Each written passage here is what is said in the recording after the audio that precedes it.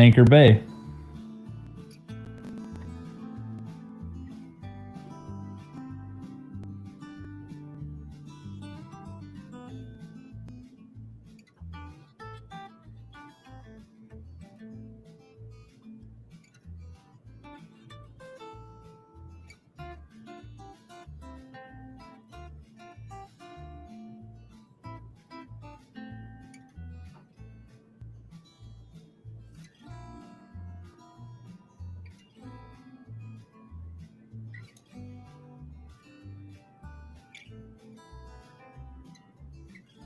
When you aren't used to catching the fish like this around home and you've had a slow day, you just boat flip 4+ pound fish. I wouldn't recommend that.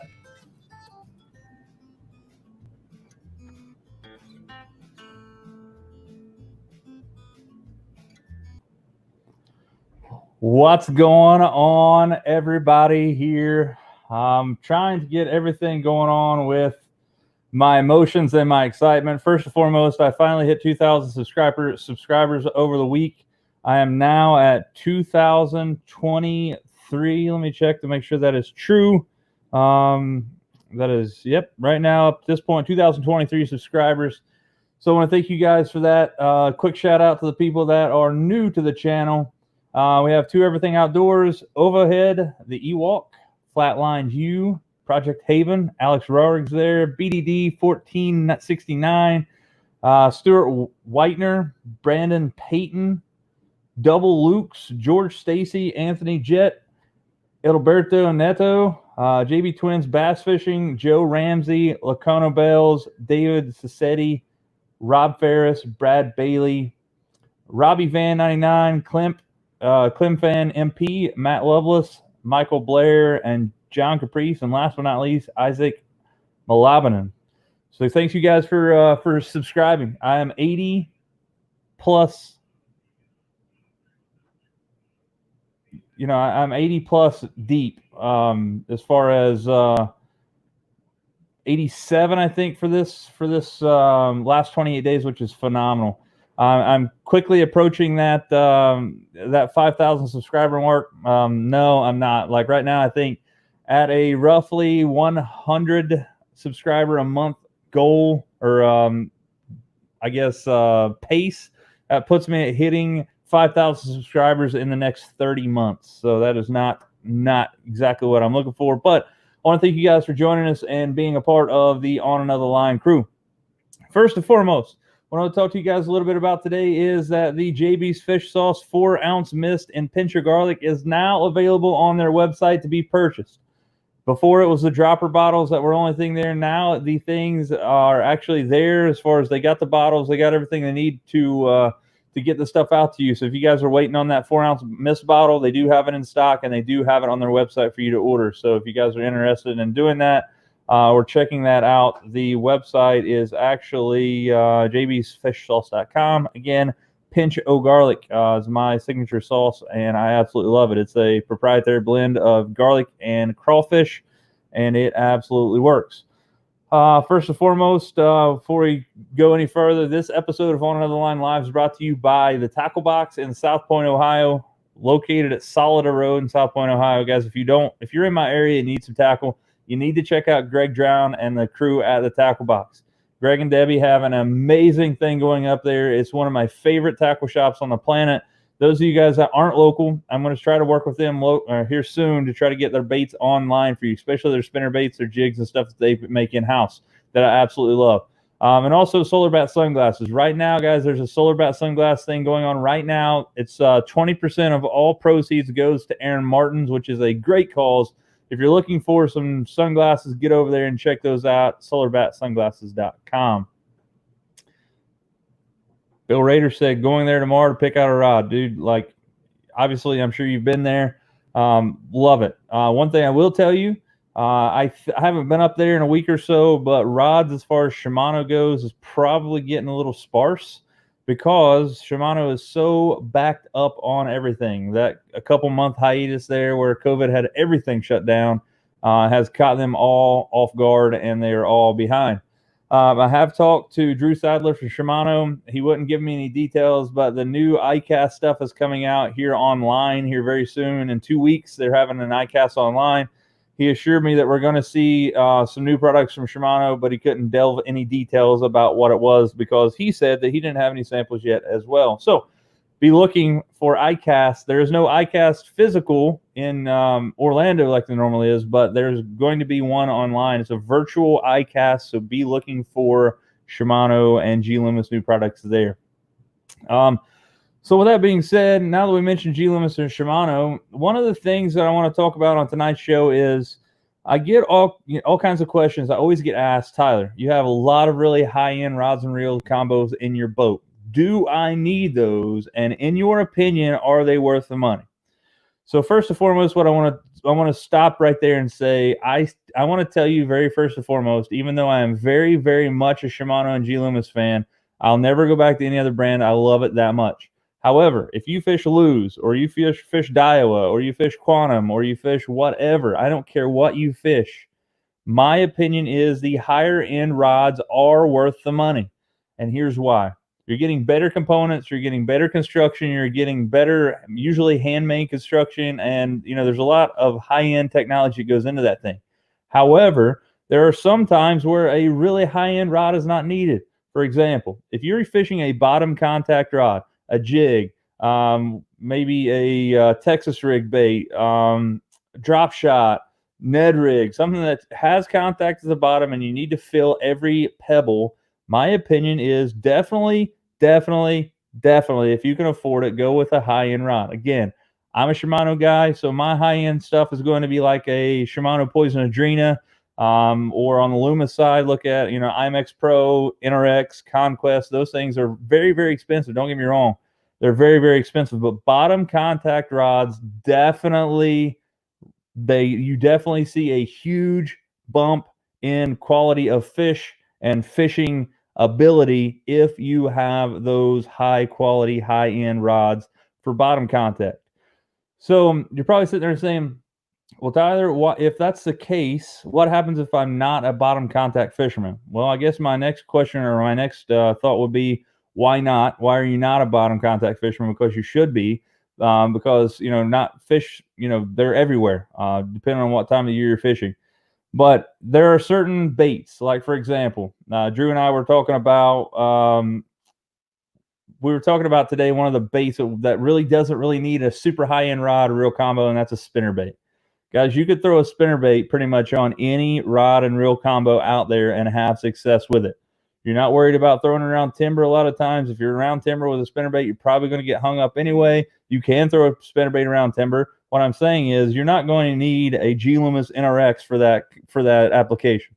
However, there are, I do have an NRX that I throw a spinnerbait on sometimes. The only reason I do that is because I have it, and it's so much lighter than the other rods that I used to own, so that's why I have it. Kevin Flaherty, K Flair Bassin, what's up, Kevin? Cranky Tanks, been waiting on the 4-ounce spray, like the Black Magic. Use your pinch your garlic last 2 weekends. Really good stuff. Got way more bites after applying, buddy. I'm glad you have had some success. It's one of those things where, going with JB's fish sauce, I get a lot of questions. Does it work? Does it change the way you fish? Does it up your odds of catching fish? Here's my deal. I'm going to tell you. I don't back products that I don't believe in and I don't use myself. Tyler Akers actually came and borrowed 2 pair of my Solar Bat sunglasses over the past couple of days to take with Erie. He messaged me just today. He said, wow, these glasses are phenomenal. They're really good glasses. And I told him the same thing. I don't back things that I don't use and I don't believe in. Guys, I have a subscriber. I have 2,024 subscribers right now, or 23 subscribers on YouTube. I'm nobody. I'm a small fish in a giant pond. But I do like to fish, and I like some of the products that I use, and I want you guys to know what I have and what I have a lot of success with. And one of those is JB's fish sauce. Can I scientifically say that I wouldn't catch fish if I didn't spray it? No. But one thing it does do is give me a more positive mental attitude, PMA, as G-Man would say. It gives me the opportunity to have more confidence in the baits that I am fishing. I can tell you one thing that it does not do. It does not hurt your chances. It's not been one of those days where I sprayed it on my bait and not caught a fish. No, I feel like that it definitely increases my chances of catching fish. And one thing that I know it does is gets fish to hold on to the bait longer for a longer period of time, especially in those finesse bite situations like a drop shot, a Ned rig, maybe even a Carolina rig, something that you may not feel the bite as well. JB's Fish Sauce is where it's at. James, never ever used the new favorite, or have you ever used the new favorite Pro Series rod? James, I cannot say anything about the favorite rods. I hear a lot of good stuff about them. I know Zach Burge fishes them. There's a lot of pros that fish it, but I cannot give you any information or advice about that. I'm sure they're great rods. I fish only Shimano and G Loomis, so that's why I can't give you any advice there. But like I said, I'm sure they're great rods. So back to our rod, conversation here is, when and where is it appropriate for you to spend that money on a high-end rod? Well, first and foremost, guys, the whole key to this whole game about getting out on the water is getting out as much as possible. Let's face it. If you're not getting out on the water, it doesn't matter if you have $100,000 worth of gear in your boat, you're not using it. My advice to you would be, fish what you can afford, fish what you have confidence in. But if you can actually afford those high-end rods, I can promise you, you're going to actually have a better experience on the water. And one of those is because the weight factor of it. Let's look at fishing rods that I know. If we look at the Loomis side of things, and the Shimano side of things as a whole, and I say like let's start at the NRX. So it's not the super high-end rods, super high-end as Shimano or G Loomis goes, but they are expensive. If you look at a G Loomis 894 jig worm rod, it's $575. That's a lot of money. I don't care who you are. That is a ton of money. Like, that is a bunch. If you look at the high end on Shimano's side, again, right now the highest one they have right now on the Shimano rod is Shimano's side is a Poison Adrena. You're looking at $325 to $350 for those rods. It's a ton of money. It is a ton of money. If you can afford that, sure, go with it. Shimano and G Loomis, and I'm sure every other rod manufacturer on the planet, has stuff that's in everybody's wheelhouse that they can afford. You can go out and pick up a $100 Shimano rod and fish it just as effectively as you can a $600 G Loomis NRX. Here's where it differs. One, you're going to have more sensitivity the higher you go. That just goes without saying. Obviously, the more money you spend, the better quality components, the better graphite you're getting, the better the workmanship. Like I said, it just goes over and over and over. You can just keep compounding the amount of things that get better with it. But when you look at, things about, does it matter having a really high-end rod? The only thing I can say that is having a fishability rating that's higher. Again, looking at two rods that I know of, if you look on the G Loomis side, the G Loomis E6X rod line compared to an NRX. So E6X is $199. That's roughly what they are, $199 for pretty much any rod, spinning or casting.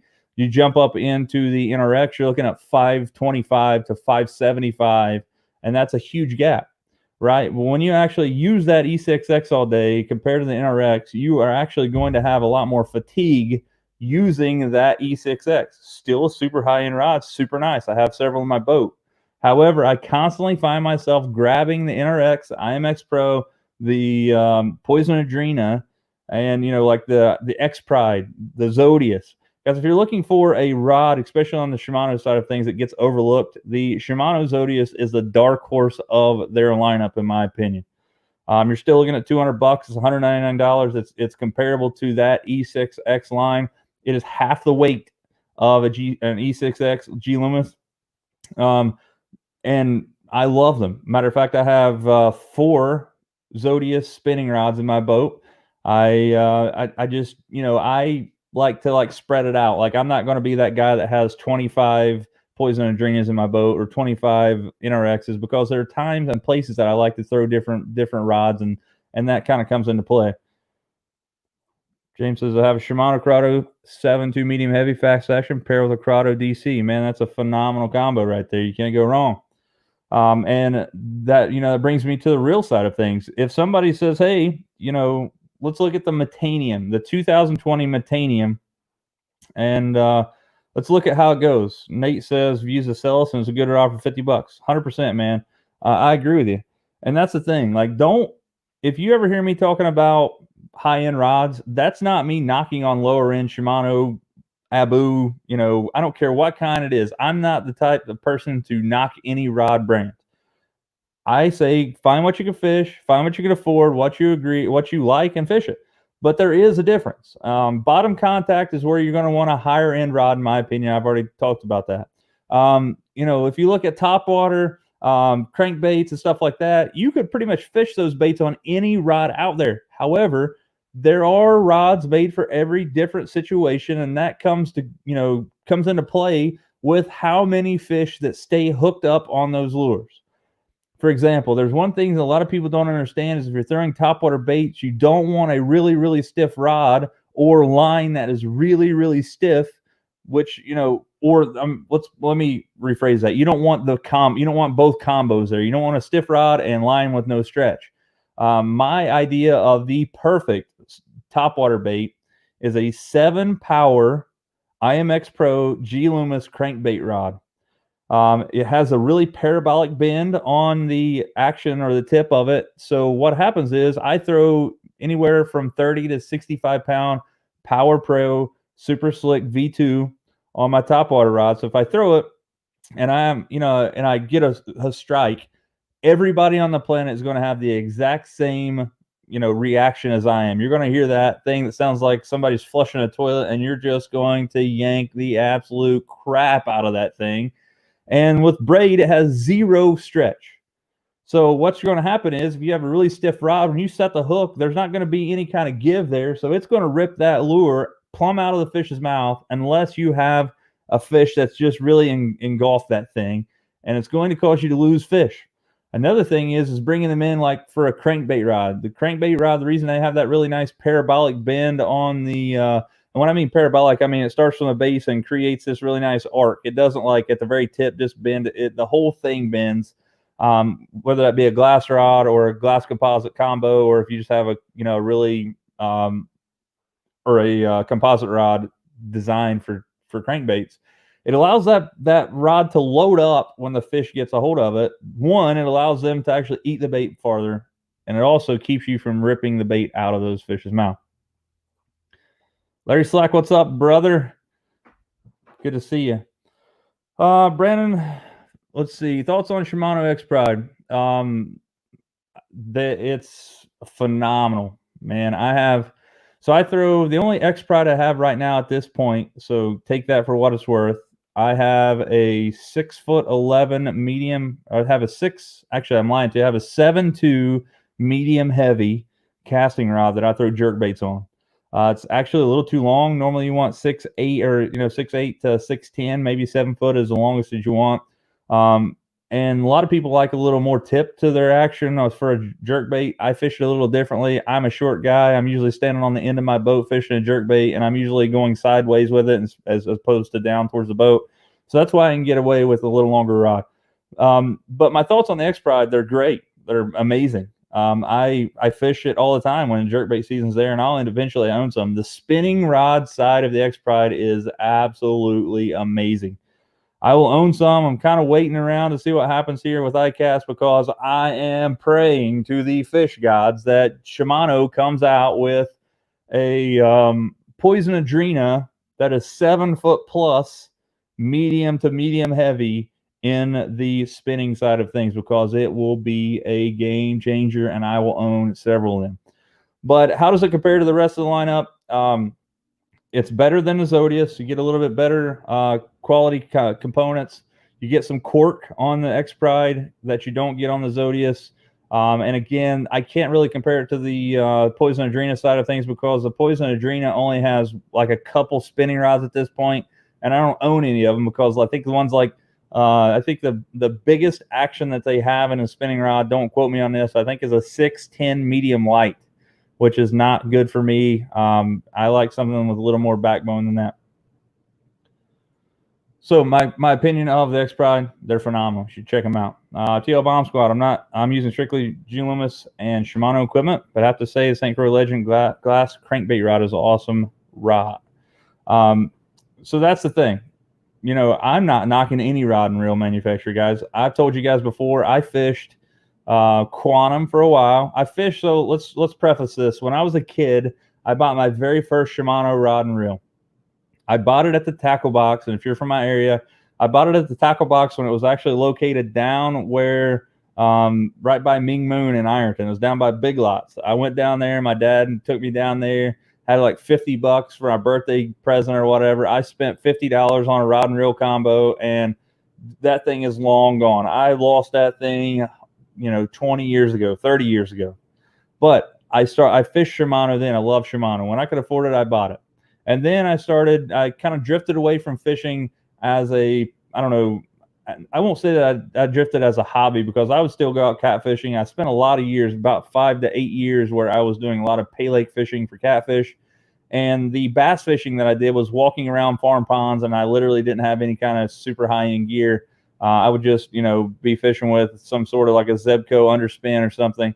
And then I transitioned into using Quantum. The very first Quantum reel I bought, combo actually, was bought for me for my birthday at the tackle box. It was a Quantum Smoke rod and reel. That was when the super tiny micro guides and micro,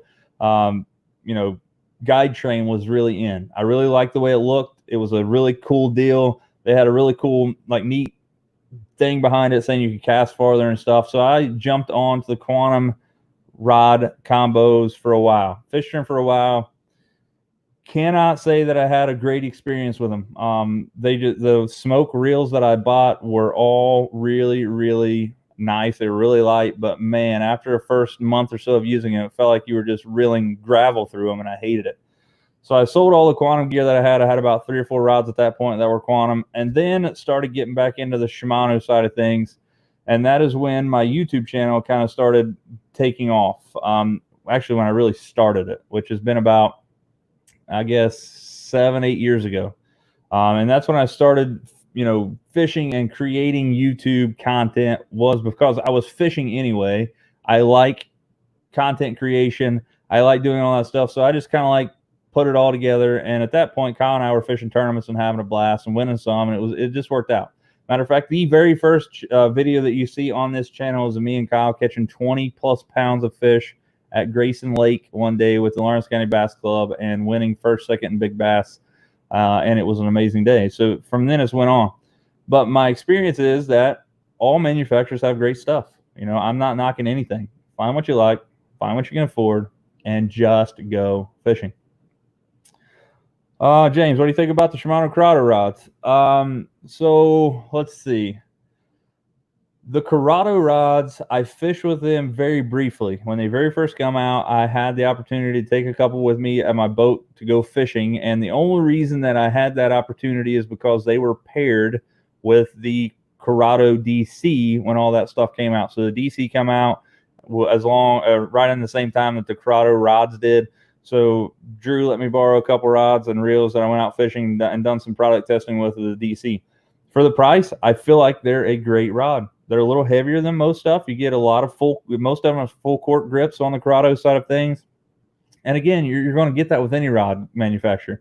You go lower into the rod side of things, and you're going to see some differences as far as how much they weigh and the components they're used. That's just the way it goes. It's like buying if you buy a Chevy Cavalier versus a Chevy Corvette, you're definitely going to see a difference in the quality. But they're great. Like I said, some of the stuff that comes with, again, super high-end rods, and are they worth it? Here's a little bit more of my opinion. Again, bottom contact, yes. If it's going to be a finesse situation, yes, I would definitely buy something the highest you could buy, the most you can afford, do that. Spinnerbaits, even something like you could get by with a Texas rig, guys. Topwater is definitely another one. Buzzbait, frog. One thing about a frog is, guys, is that a lot of people don't understand is that thing, one, is going to get heavy with water in it if you're not squeezing all the water out of it all the time. And two, you're going to be chunking that thing around some slop. And there's going to be times where you're going to catch fish with slop in the fish's mouth. So definitely take that into consideration when you pick the power and length of a frog rod. You need someone with some more backbone than you would normally having a topwater rod. I do not throw a frog on my 7-power crankbait rod that I use for topwater. I just don't do it. You're going to break some rods. You're going to break, you're going to lose fish that way. So don't do that. Have I ever fished the 19 Antares? No.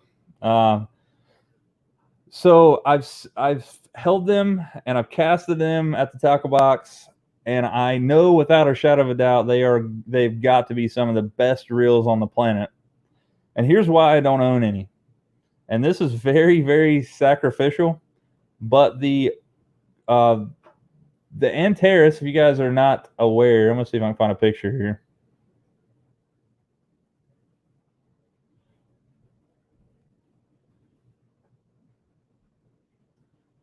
Trying to find a picture that you guys can see here. So let me share this here. So you guys can see here, this Antares, this is the 2019 Antares, and it's really tough to see here on this photo, but it has a chrome finish.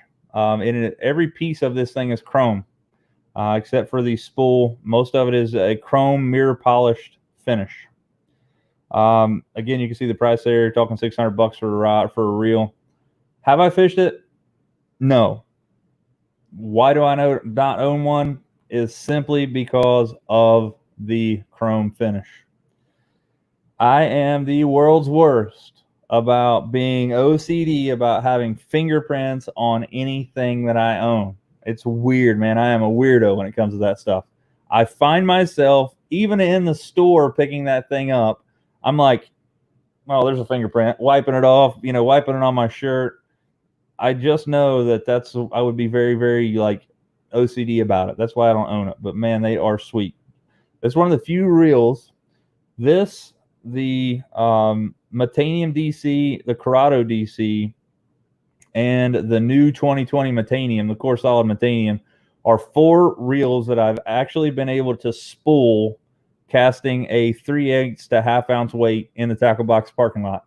I'm talking throwing just a small one of the rubber stops, just throwing it like you would a normal bait. I've spooled this one, the Corrado DC, the Metanium DC, and the new Metanium 2020, the 2020 Metanium, the Core Solid.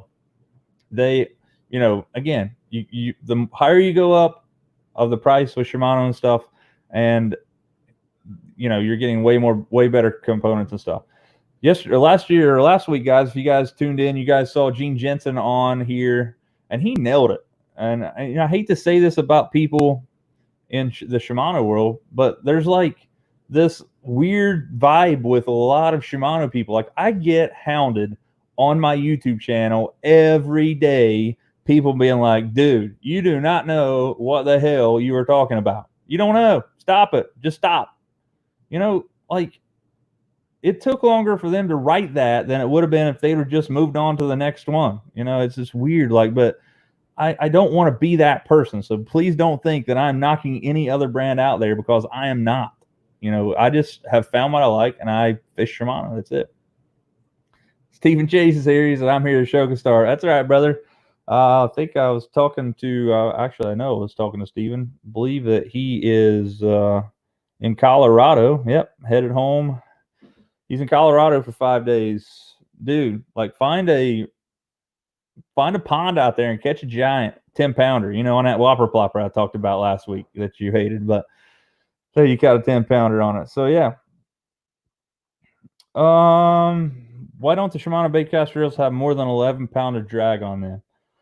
Well, some of them, I think it has a lot to do with the way you have your brake set up and the way you have your drag set up and how comfortable you are of using your reel. As far as why do they not, I cannot answer that. I wish I could. If Drew Sadler's here with Shimano, he would be able to tell me exactly why that is. According to what I know about it, is I don't know, which is weird. I think it kind of comes with the territory. First and foremost, this is a Japanese-based reel manufacturer, although a lot of their products, including the super high-end stuff, is made in Japan. And a lot of their stuff is finesse techniques. They use smaller baits. That is one of the things about the Corrado DC everybody had a big opinion about it when it very first come out. They said, hey, if this is such a great thing, then why have we not had it, or in the past, for one? Or two, how am I going to know that this is going to be a really it's going to be a game player for the longevity of the life of my career? Well, first and foremost, the DC, the digital control technology, was actually available in Japan and China for, I think it was 7 years before they brought it out in the United States market. And from what I understand, here's why.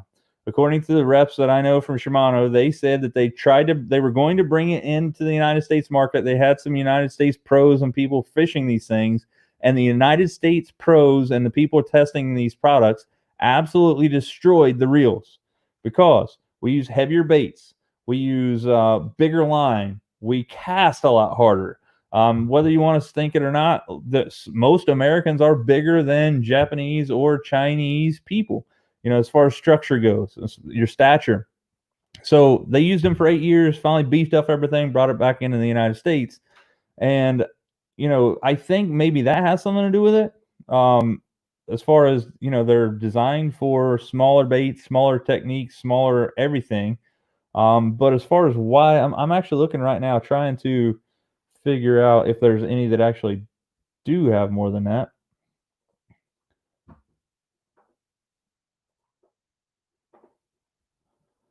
So give me just a second. Let's see. Let's just use the core solid metanium here.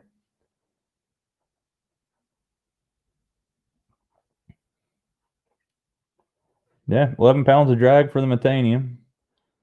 Let's see. Let's look at. I would imagine, does the Tranks have more than that? Yeah, I mean, the Tranks has more, 25 pound, but you're also talking about a musky reel there at that point. Something I throw an A-rig on, metanium DC. Yeah, 11 pounds, man. You're right on the nail head. I wish I could give you that exact answer, but I'm sorry, I cannot. Back to rods and reels. So I think I've pretty much covered all that I need to cover right now. Is why do I buy high-end stuff? Is there a time and place for it? Yes. Bottom contact, finesse baits, buy high-end stuff. If you're in my area and you want to go fishing and you want to test out my gear, let's go fishing. I'll put, the lowest end stuff I have in your hands, and I'll put the highest end stuff in your hands, and I'll just let you be the judge. If you can't tell the difference in it, great. You don't have to buy it, but I can promise you're going to tell a difference. There's a huge difference there. Try it before you buy it. Find somebody that has it, go out, fish it. If you have somebody in your area that has it, go out and fish them and see what happens. So with that being said, let's go to the second topic for this live event, and that's going to be line types and when I use different line types. So the 3 different types of line I'm going to talk about today is monofilament. I'm going to talk about some fluorocarbon. I'm going to talk about braid. I'm going to leave copolymer out for today because that is a total different subject that everybody likes to get into a little differently. So number one, when and where is it appropriate to use different lines? Well, first and foremost, there is a huge amount of backstory that has to go into that. Let's start with braid. If we look at braid, I feel like there are very few times that you're actually going to use straight braid. One of those is going to be topwater. And again, I feel like I use topwater on a topwater, or I use braid on topwater because it floats really well. 2, I don't have to worry about getting it hung up and not getting my lure back. But one thing, if you're using a lure or a line that has 0 stretch like braid, be sure you're using the appropriate rod for that line. Don't go out and get a super heavy action rod on braid no matter what you're fishing, because you are going to, break your ribs. You're going to break the rod. You're going to have a very, very bad situation happen a lot of times. I use braid when I'm throwing topwater baits. I also use straight braid when I'm flipping and pitching around lily pads. Other than that, the only time that I ever use braid again is going to be, I have braid spooled up on every one of my spinning reels. I don't have a spinning rod or reel in my boat that does not have 30-pound Super Slick V2 Power Pro braid on it. However, you have to learn how to spool up braid for one. 2, you have to know that braid also gets loose on a spool no matter what. You can tighten that stuff down as much as you want. You could take super glue and glue a dab of line onto your spool. When you spool it up, it's going to be really tight. After the first 100 casts, your spool is going to loosen up and you're going to get what's known as spool slip. So you can actually grab your line and pull it out almost like you have turned your drag all the way out. And the reason that is because there's nothing for the braid to bite onto, especially when you're talking about 8-carrier braid like Super Slick V2.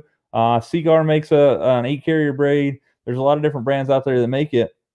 But I use a backer no matter what I'm using. If I have a braid going on any rod, I always spool up some like 10 to 12 pound monofilament. The reason I use mono is because it's cheap. You're going to ruin this line because all that tension down on there is just going to cause that stuff to kink up, and it's not going to be very good. So Stephen Chase says a jackal rod is no joke. That Poison Adrena, guys, I'm not lying to you. He held it and fished it there I guess it was about this time last year. It was July of last year. We went to Grayson. He was actually with me when I caught the very first or the biggest fish that I caught. Actually, that 4-pounder you saw at the beginning of the show, where I was fishing at St. Clair, my last YouTube video. That's the biggest fish I've caught on that Poison Adrena rod. But up until that point, it was the biggest fish that I caught there. But back to the braid, you're going to want to put a backer on a spool the braid, and then depending on the technique that you're using, a lot of times you're going to want a leader on the end of that. So when I talk about my spinning rods are spooled up just like this. Again, something cheap, usually leader line or something backer, and you just want you don't want to fill half of that spool up. You just want something for that braid to bite onto. So, maybe spool 50 yards of that stuff on there, or 25, something that you just can't see any metal on the spool anymore. And then you're going to tie your favorite knot to tie mono or fluorocarbon to your braid. My opinion, I love the uni to uni. We talked to Gene Jensen last week, Fluke Master, and he says the FG knot, I believe it was, which I still haven't looked at. There are a ton of different, knots out there. You're going to go to braid and then that leader, and that's how I have my every one of my spinning rods spooled up. Tyler Akers actually last week was actually doing the exact same thing, wanted to know why I was doing it and asking me how to do it. When he got it on there, he said, "How long of a leader should I put on this braid?" Well, that is kind of it's kind of a personal preference. I personally use 10 to 12 foot of leader line, and it's not because I don't think the fish can see that far. They probably can in gin clear water, but I use anywhere from 10 to 12 to 14 foot of leader line because inherently I'm going to break some of that leader line off, and I'm going to have to retime a bait. And if I have a longer section of braid or longer section of leader, usually monofilament, Sunline, FC Sniper, I actually can have less times or more times that I can break my line, so I don't have to retie that leader, which is something that's that I feel like that's just me. You can do whatever you want. James says, do you use braid when you fish a frog? Absolutely. No, just straight braid. That's going to go without saying on a frog, because again, what I mentioned a little while ago is that you're going to be fishing that around lily pads, frog scum, slop. You're going to be in all kind of different things. There's a lot of different stuff there that you're going to be fishing. So absolutely, braid when you fish a frog. You'll catch a lot more fish. You'll hook up a lot better with the fish, and you'll be able to get them out of that mess that they're normally in. Steven says, I'm horrible at knots, mono to braid. Look at the uni knot, man. It's super easy to tie. Next time we're together fishing, I'll show you what I tie. Is very simple. Again, Gene last week said that he likes I believe it was the FG knot. Let me make sure that is true. I don't want to put words in his mouth. It is the FG knot. So there's a lot of stuff there that goes without saying. You just choose what works best for you. Tyler Akers, what's up, buddy? How's the fishing in Lake Erie? So you guys are catching them up there. You guys still up there fishing? Let me know what's going on. Steven, I want to fish a swim jig near the surface. I use braid only. So yeah, very good. So Why do I fish braid? Because it floats. All my topwater baits are going to be on braid. I don't use a leader when I'm throwing topwater baits. However, I will tie a loop knot on my walking style baits. It allows, in my opinion, to have a lot more action with that walk the dog action. It gives you more action for the fish to entice the fish and create a strike. Now let's look at fluorocarbon.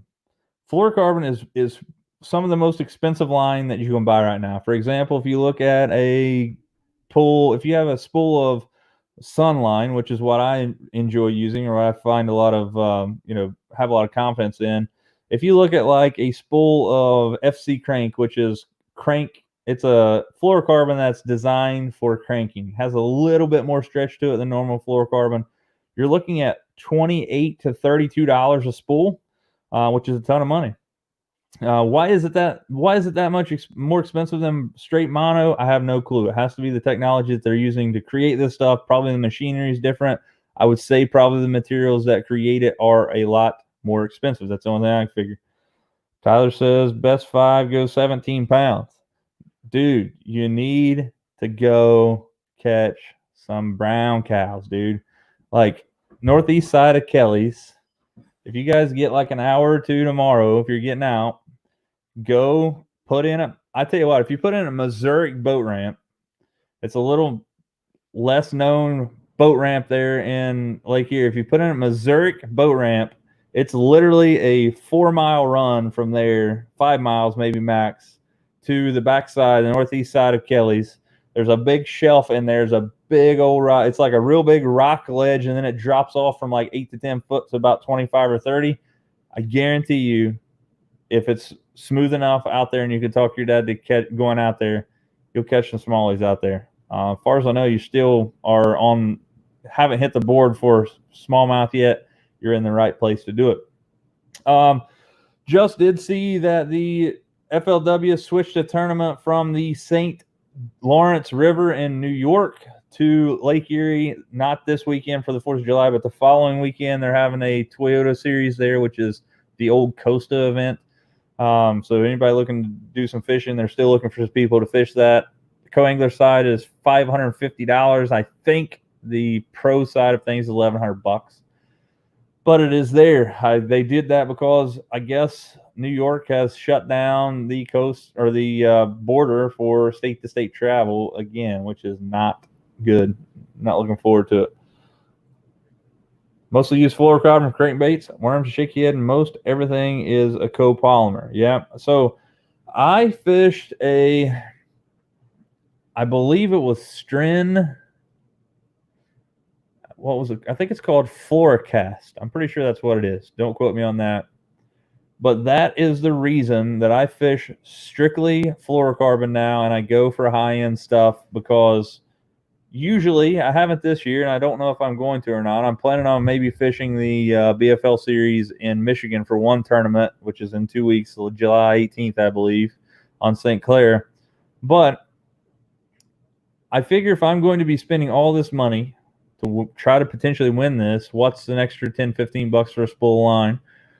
But I have a really bad taste in my mouth because I bought line that I had a lot of confidence in.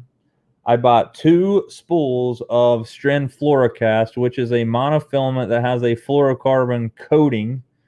And up until this point, 4 years ago, I loved the stuff. I used it. I bought it. I put it on pretty much every rod and reel I owned, unless it was a topwater rod. And I loved it. I bought 2 rods online, or 2 spools of this online. I didn't buy it from the tackle box. I tell you what happened was I had some credit card points that were going to expire, and in their like store was this Stren Fluorocast. So I was like, win for sure. So I ordered like a 500-yard spool of this stuff with my credit card points. Get it in, spool up like 5 or 6 of my rods, go to a tournament. The very first fish I set the hook on was, I don't know how big it was. I set the hook on it. It fought for about 30 seconds, jumped, and broke my line, not at the knot, but about halfway between my rod and that knot. It is, then I was like, man, I must have nicked my line. I must have done something. I was fishing at Lake Erie as a co-angler. So I retie. The very next cast back out in this rock power fishing, get bit, set the hook, fish fights for about 30 seconds. Midway between my rod and my lure, the line breaks again. So at this point, I know there's something wrong with the line. So I put that rod down, grab another rod, retie my bait, fish for another couple hours, finally get another bite, set the hook, and my line again breaks in between my rod and that lure. This is 3 different times, 2 different rods. Same spool of line. I started looking around. I didn't have a clue how to tell how old it was. I contacted Stren, told him about my experience, and asked him if there was a way that they could tell me how old the spool of line was. They told me how to figure it out, and the year that I bought it, from the time that I actually got the line spooled up and everything, their spool, their serial number actually tells you what year or what month and it was made, and it was like 7 years old. Which is not good for any line. So that's why I buy fresh line that I know people are buying. Steven says, I switched from all canine fishing lines, probably the best braid and fluoro I've used. Plus, they make black braid, which for some reason I love. So you're right. I love black braid too. And a lot of times you see pros, they'll take, especially if they're flipping and pitching around a lily pad or brush or something, they'll take a black Sharpie and collar the first 3 to 5 foot of their line. And they do that because they feel like it's more disguised or more camouflaged in the water, which I agree with. Up until recently, Power Pro didn't make black braid, and I had no clue why. Still don't know why. Now, with the Power Pro V2 Super Slick, they do have a collar called Onyx, and it is black. Phenomenal stuff. Really love it.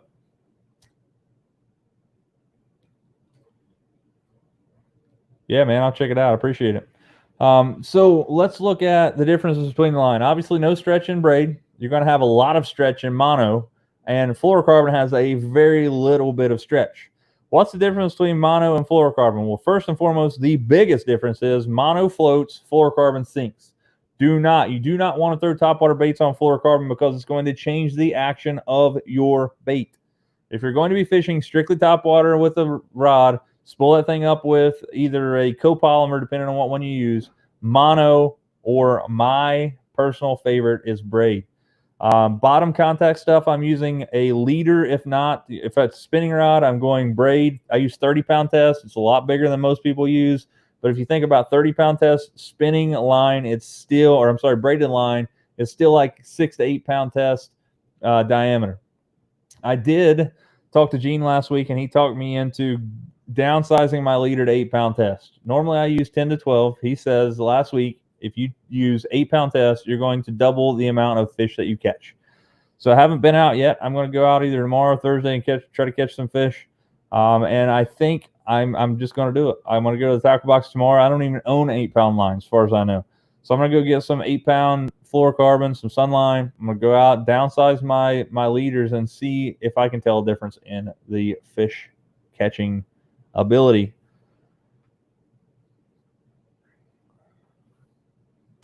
J.R. White, what's up, brother?